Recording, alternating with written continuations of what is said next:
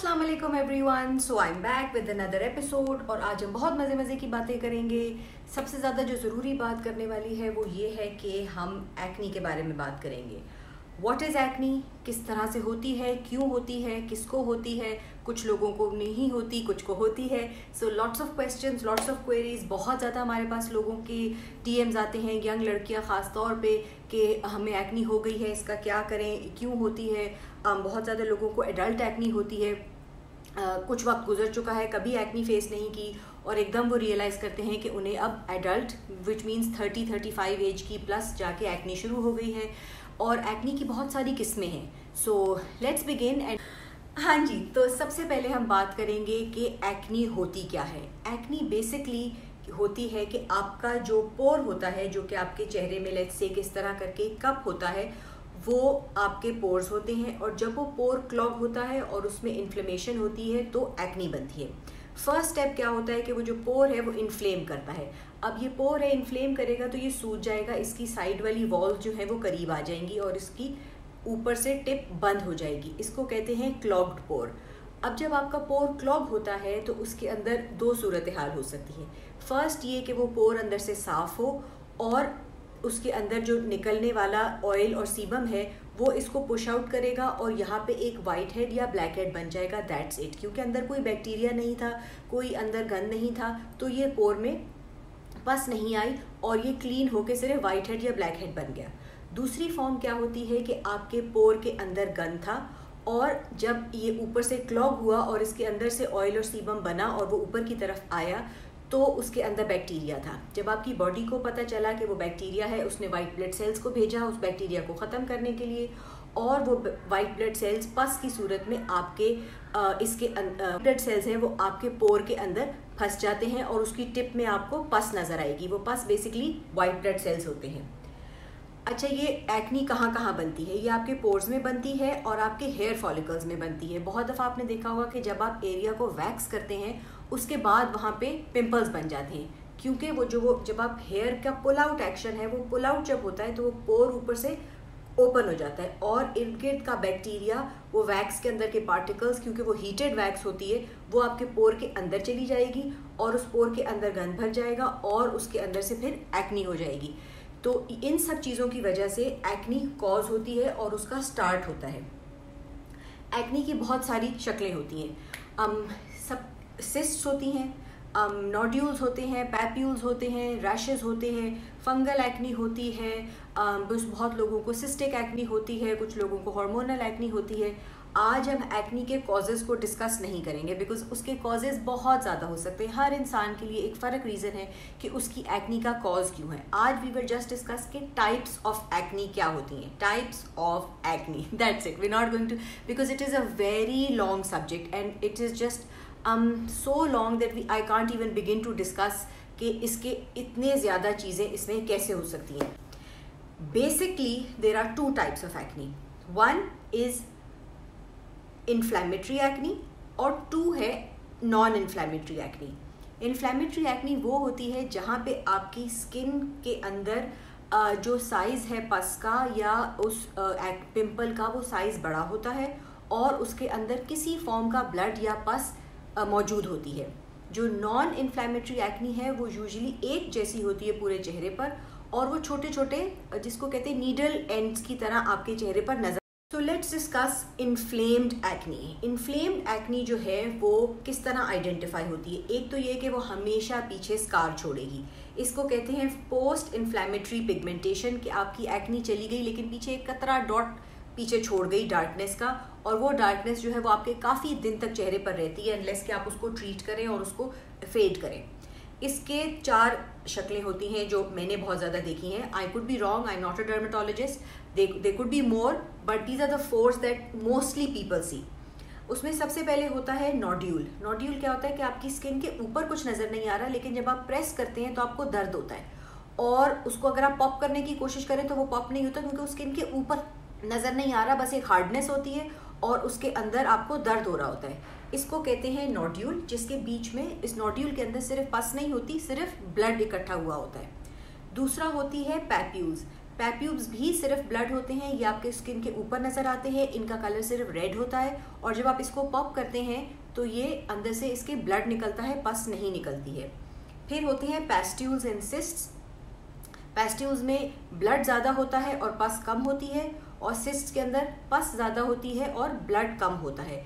ये 4 चीज़ें होती हैं, इनको आपने पॉप नहीं करना है। इनका सबसे आसान तरीका है कि इनको इनकी ज़िंदगी जीने दें और ये खुद ही से जब ख़त्म होंगे तो उसके बाद आप इसके बाद जो स्कार रह जाएगा उसको ट्रीट करें। कोशिश करें कि इनको ना हाथ में टच करें, ख़ास तौर पे जो स्किन के ऊपर नज़र आने वाली एक्नी होती है उसको, क्योंकि वो स्किन के बैरियर को ब्रेक कर चुकी होती है और उसके बाद इन्फ्लेमेशन स्किन के ऊपर होती है, ये हमारी स्किन को बहुत ज़्यादा डैमेज कर सकती है। और जितना आप उसको टच करेंगे उतना उसके अंदर वो एग्रावेट होगी, उसमें बैक्टीरिया जाएगा, उसकी ज़िंदगी और लंबी होगी।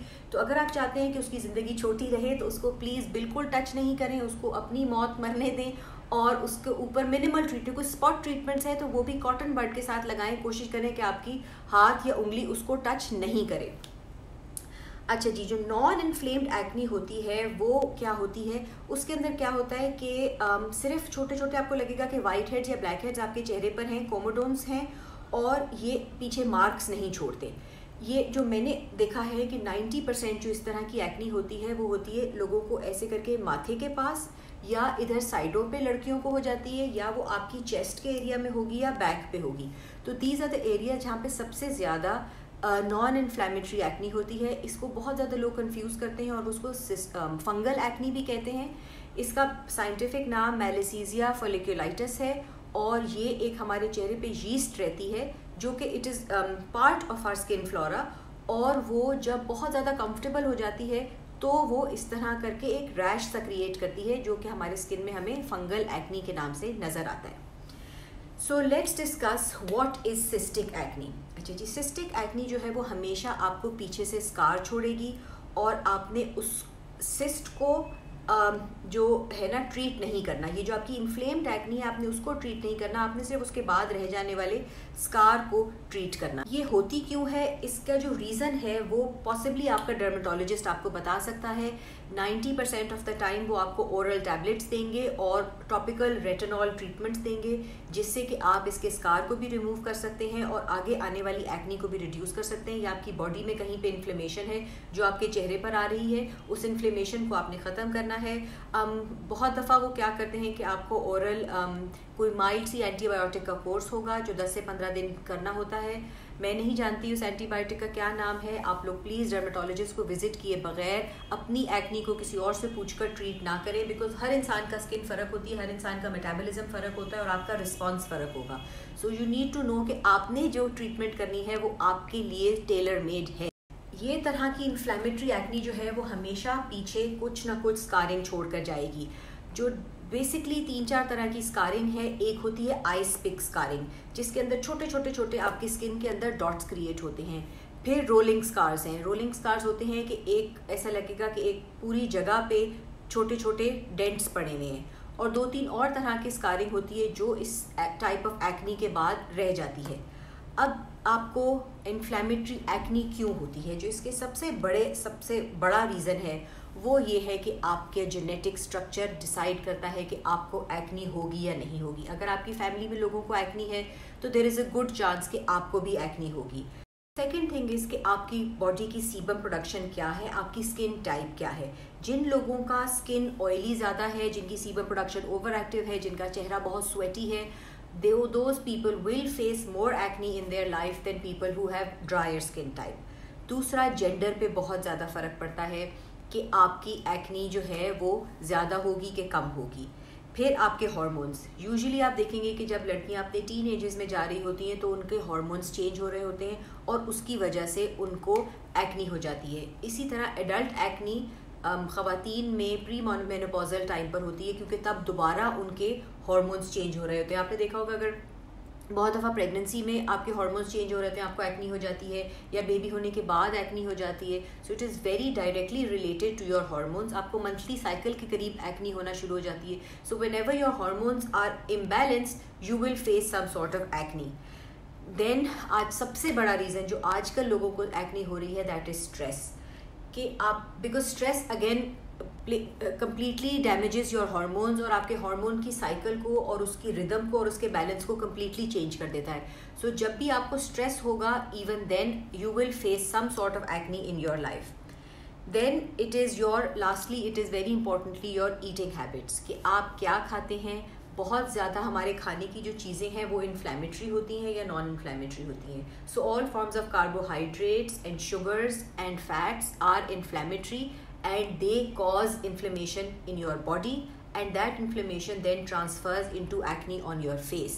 जो नॉन इन्फ्लेमेटरी खाने होते हैं जो कि हमारी बॉडी के अंदर जाके अल्कलाइन हो जाते हैं, these include lots of fruits and vegetables which are better for you and things which are cooked below 100 degrees, which means कि आपने पानी में जो चीज़ें पकाई हैं those also remain anti-inflammatory. जब हम ऑयल में बनाते हैं तो क्योंकि ऑयल का बॉइलिंग पॉइंट पानी से ज़्यादा होता है, उसमें बनी हुई चीज़ एक हायर टेम्परेचर पे कुक हुई होती है, तो those sorts of foods are also sometimes more inflammatory than others.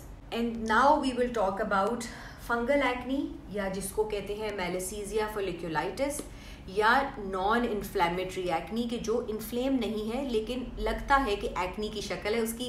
somehow उसको एक्नी कहते हैं, वो है बिल्कुल भी नहीं acne. I think most dermatologist will agree with me that this rash sort of thing is not really acne, but somehow for lack of a better word हम उसे एक्नी कहते हैं. ये एक रैश की तरह अपीयर करता है usually on our forehead and the sides of our face, on our front torso and on our back.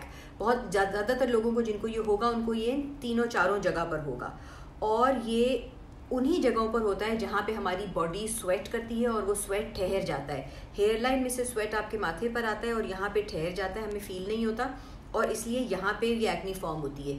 Side burn से ड्रॉप गिरता है और यहाँ पे ये भर जाता है, तो वो जो यीस्ट है वो इन जगहों पे एक्टिव हो जाती है. आपकी चेस्ट से आपके स्वेट होगा तो आपके यहाँ पे एक्नी हो जाएगी, बैक पे स्वेटिंग होती है तो बैक पे एक्नी हो जाएगी. इट इज़ जैसे मैंने पहले बताया, it is caused by a yeast which is part of our natural skin flora. उस यीस्ट को हमारी स्किन पे होना चाहिए. जैसे हमारे हाथों पे गुड बैक्टीरिया भी है, बैड बैक्टीरिया भी है, तो हर जगह गुड भी होता है, बैड भी होता है. हमारी स्किन पे भी अच्छी चीज़ें हैं जो हमारी स्किन को हेल्प करती हैं और वो नेसेसरी है आपकी स्किन की वेलबीइंग के लिए. लेकिन कभी कभी जब वो बहुत कंफर्टेबल हो जाए या बहुत ज़्यादा ओवर एक्टिव हो जाए तो that is when they start causing more damage than benefit. So और ये यूजुअली जो ये वाली एक्नी है ये हेयर फॉलिकल्स के अंदर होती है. तो कुछ लोगों को जब वो वैक्स कराते हैं तो ये एक जैसा लुकिंग जो रैश हो जाता है वो भी मैलेसीजिया होता है, क्योंकि वो उसने उस यीस्ट को एग्रेवेट कर दिया. आपकी जो हॉट वैक्स आपने अप्लाई की और पुल अप करने पे आपकी स्किन के सारे जो पोर्स ओपन हुए तो वो यीस्ट पोर्स के अंदर चली गई और उसने वहाँ पर जाके ये सॉर्ट ऑफ रैश क्रिएट कर. अब इसको आपने ट्रीट कैसे करना है? इसका ट्रीटमेंट बहुत आसान है और बहुत ही सिंपल है. आपने बेसिकली एंटी फंगल और चीज़ें इस्तेमाल करनी है इस एक्नी को डील करने के लिए.